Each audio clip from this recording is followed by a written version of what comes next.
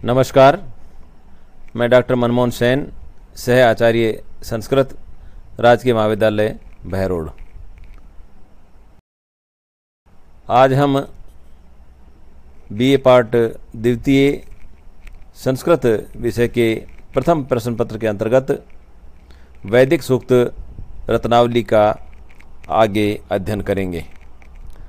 पिछले व्याख्यान में आपको प्रथम मंत्र की व्याख्या समझाई गई और उस व्याख्या में अग्नि देव की ऋषि के द्वारा जो स्तुति की गई है, उन्होंने अग्निदेव के जो विशेषण बतलाए हैं उसी को आगे बढ़ाते हुए ऋषि कहते हैं, अग्नि पूर्वे भी ऋषि भी इड्य नूतनई रुत स देवान एह वक्षति। अग्नि, हे अग्निदेव, पूर्व में उत्पन्न यानी कि प्राचीन, ऋषि भी उत नूतनई, प्राचीन ऋषियों द्वारा, उत नूतनई और नवीन ऋषियों द्वारा, इड्य है, आप पूजनीय हैं। स, इस प्रकार की महिमा से युक्त, महात्म्य से युक्त आप, आ इह आ वक्षति, इस प्रकार की महिमा या गुणों से संपन्न आप देवान समस्त देवताओं को यह आवक्षति यहाँ इस यज्ञ में लेकर के आए। तो ये इस श्लोक में, इस मंत्र में यह बतलाया गया है कि अग्निदेव प्राचीन और वर्तमान के सभी ऋषियों के द्वारा स्तुत्य रहे हैं, प्रशंसनीय रहे हैं, पूजनीय रहे हैं और देवताओं को यज्ञ में लाने वाले भी अग्निदेव ही हैं। अतः सर्वप्रथम अग्निदेव को ही मंत्र द्वारा आह्वान किया जाता है और उसी का आह्वान करते हुए ऋषि मधुच्छंदा अग्निदेव से विनम्र प्रार्थना करते हैं। क्या करते हैं? फिर से अर्थ देखिए एक बार। अग्नि, हे अग्निदेव, पूर्वे भी ऋषि भी उत्नोन्नई, पूर्वे भी प्राचीन कालीन, उत्नोतनई ऋषि भी और वर्तमान कालीन या नवीन ऋषि भी, ऋषियों के द्वारा इड्य है, आप स्तुत्य हैं, प्रशंसनीय हैं, पूजनीय हैं। स, वह आप देवान समस्त देवताओं को यह आवक्षति, इस यज्ञ में लेकर आवें। तो यह दूत का कार्य भी करते हैं, देवताओं को यज्ञ में बुलाने वाले अग्निदेव ही हैं और अग्निदेव की इन्हीं विशेषताओं का इसमें वर्णन किया गया है। और ऋषि शब्द यहाँ आया है तो जैसा कि पहले भी बतलाया गया, ऋषि है, मंत्र दृष्टा है। जो मंत्रों के दृष्टा हैं उन्हें ऋषि कहते हैं। साथ ही आप इसकी कुछ व्याकरणात्मक टिप्पणी देखना चाहें तो जैसे कि इड्य है, ईड धातु है प्रशंसा अर्थ में, स्तुति अर्थ में, और उत जो समुच्चय का द्योतक है और या वाक्य को जोड़ने के लिए, आ जो यहाँ आया है यह निश्चयार्थक है कि आप निश्चित रूप से इस यज्ञ में लेकर के देवताओं को आएं, इस प्रकार से कहा गया है। इस मंत्र में गायत्री छंद का प्रयोग किया गया है, जैसा कि पहले आपको बतलाया गया कि पूरे अग्नि सूक्त में गायत्री छंद का ही प्रयोग किया गया है और गायत्री छंद में 3 चरण होते हैं और प्रत्येक चरण में 8 वर्ण होते हैं, कुल 24 वर्ण होते हैं। ये आपको अच्छी तरह से याद कर लेना चाहिए। गायत्री छंद है अग्नि सूक्त का प्रथम मंडल का प्रथम सूक्त हमारे पाठ्यक्रम में निर्धारित है और ऋषि इसके हैं मधुछंदा, छंद हैं गायत्री, देवता है अग्नि।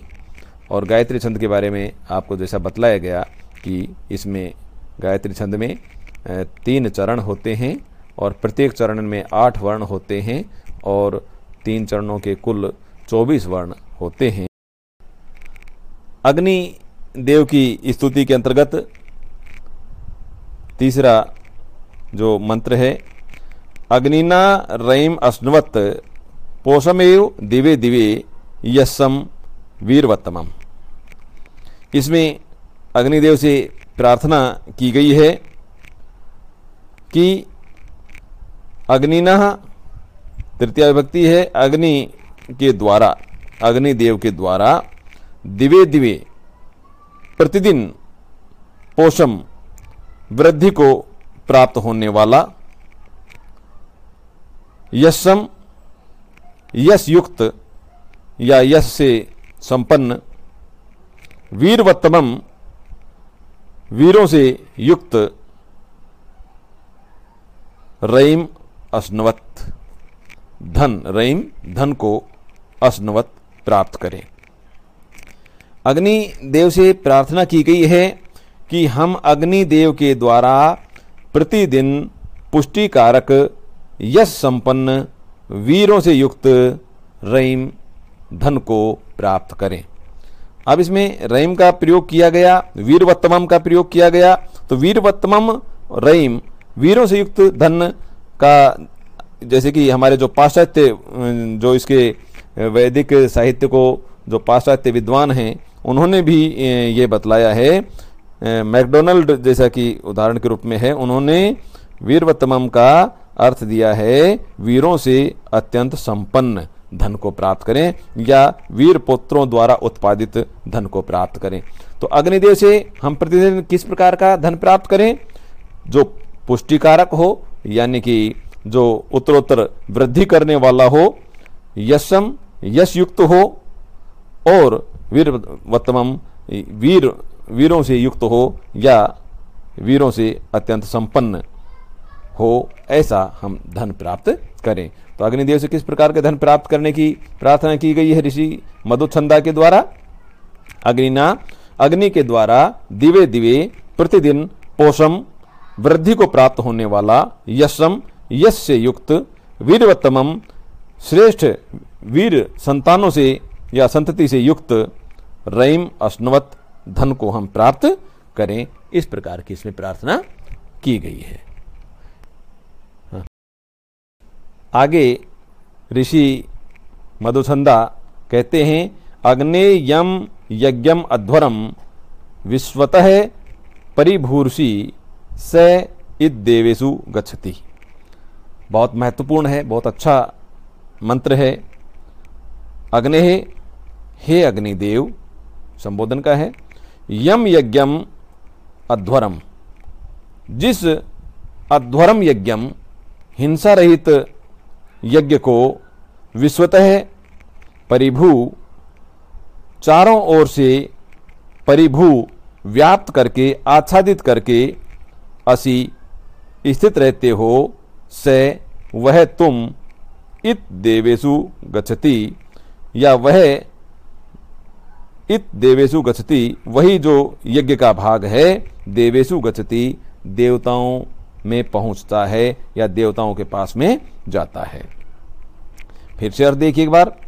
अग्ने, हे अग्निदेव, यम यज्ञम अध्वरम, जिस अध्वर हिंसा रहित अनुष्ठान या यज्ञम यज्ञ को विश्वतः चारों ओर से परिभू व्याप्त करके असी स्थित रहते हो, स वही यज्ञ का अनुष्ठान हविष्यान्न या यज्ञ सामग्री देवेषु गच्छति, देवताओं में पहुंचती है, अर्थात देवताओं के पास में जाता है, उसी का देवता लोग भक्षण करते हैं, यह इसमें बतलाया गया।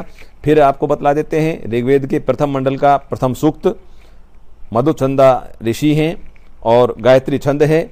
गायत्री छंद में 3 चरण होते हैं, प्रत्येक चरण में 8 वर्ण होते हैं और कुल 24 वर्ण होते हैं, यह इसमें बतलाया गया है। अगला मंत्र है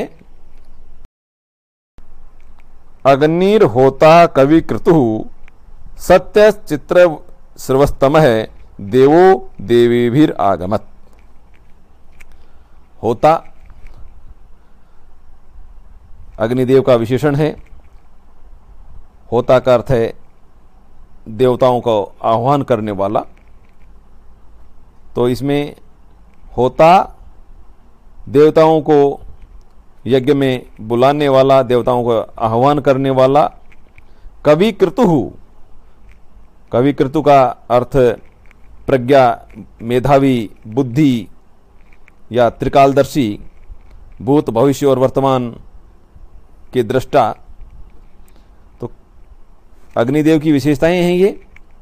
होता देवताओं का आह्वान करने वाला, कवि क्रतु त्रिकालदर्शी, भूत भविष्य और वर्तमान के ज्ञाता, मेधावी की पूजा से युक्त, सत्य है, सत्यशील, निश्चित रूप से फल देने वाले, चित्र सर्वस्तम है, समस्त यशस्वी जनों में श्रेष्ठ, अत्यधिक यशस्वी। अग्नि देव है, हे अग्निदेव देवे भी आगमत, देवताओं के साथ यहाँ आए। देवे भी तृतीया विभक्ति है और सह के योग में तृतीया विभक्ति का ही प्रयोग किया जाता है। तो देवे भी आगमत, देवताओं के साथ यहाँ यज्ञ में आए। फिर से एक बार अर्थ देखिए। होता, हे देवताओं को यज्ञ में बुलाने वाले, देवताओं का आह्वान करने वाले अग्निदेव, कविकृतु क्रांतदर्शी, त्रिकालदर्शी, क्रांत दृष्टा, सत्य है, सत्यशील, चित्र सर्वस्त है, अत्यधिक यशस्वी, जनों में श्रेष्ठ, देवों में श्रेष्ठ अग्निदेव है। हे अग्निदेव देवे भी आगमत, अन्य सभी देवताओं के साथ में आगमत, यहाँ यज्ञ में आए, पहुँचे। इस प्रकार का यह इसमें अर्थ है। अब इसमें जैसे कि कवि क्रतु शब्द का प्रयोग किया गया, तो कवि क्रतु का जो अर्थ है वो है, कवि का अर्थ होता है बुद्धिमान, मेधावी, प्रज्ञावान, और बुद्धिमानों में सर्वश्रेष्ठ जो होता है वो कवि क्रतु कहलाते हैं। त्रिकालदर्शी, भूत भविष्य और वर्तमान के ज्ञाता, यह भी इसका अर्थ है। चित्र सर्वस्तम है, चित्र और सर्व के साथ में तम प्रत्यय का प्रयोग किया गया है और वही इसमें गायत्री छंद है। गायत्री छंद में 3 चरण होते हैं और प्रत्येक चरण में 8 वर्ण होते हैं और कुल 24 वर्ण इसमें होते हैं। धन्यवाद।